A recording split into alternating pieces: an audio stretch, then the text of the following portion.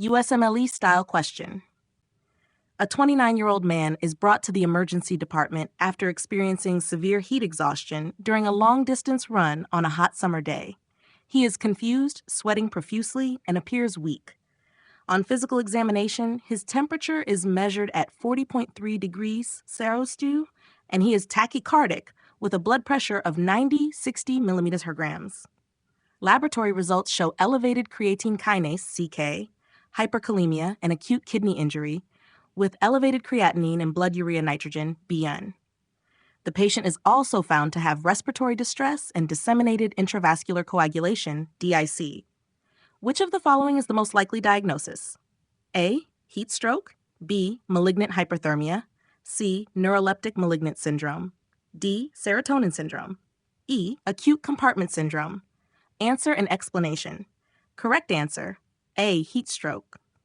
This patient presents with classic signs and symptoms of heat stroke, which is characterized by inability to dissipate heat during exertion or high environmental temperatures, central nervous system dysfunction, e.g., confusion, delirium, seizures, or coma, hyperthermia, 40 degrees Celsius or 104 degrees Fahrenheit, rhabdomyolysis, which leads to elevated creatine kinase, CK, acute kidney injury, AKE, due to myoglobin release from muscle breakdown, ARDS, acute respiratory distress syndrome, due to pulmonary injury, disseminated intravascular coagulation, D, due to microvascular injury. The pathophysiology of heat stroke involves overheating of the body due to inadequate heat dissipation in a hot environment, leading to multi-organ dysfunction, including neurologic, renal, and hematologic issues. Incorrect answers. Malignant hyperthermia, a genetically predisposed reaction triggered by anesthesia, e.g. halothane or succinylcholine, leading to hyperthermia, muscle rigidity, and acidosis, but it typically does not present with heat exhaustion or exertion-related symptoms. C. Neuroleptic malignant syndrome, NMS, occurs in response to antipsychotic drugs, e.g. haloperidol, leading to hyperthermia, rigidity, autonomic dysregulation, and CNS changes. NMS is not related to exertion or heat exposure. D.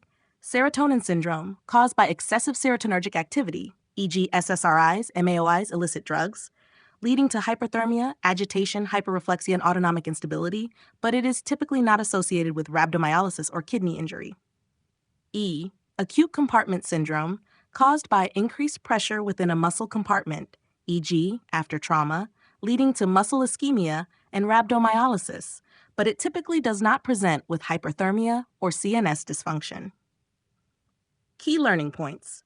Heat stroke, caused by inability to dissipate heat during exertion or exposure to high environmental temperatures.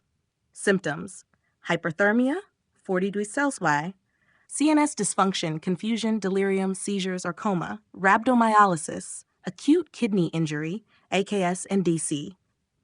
Management: immediate cooling, e.g. ice baths, evaporative cooling, and supportive care. Complications: multi-organ failure, renal, respiratory, hematologic. Would you like a follow-up question on heat stroke management or another type of exertion?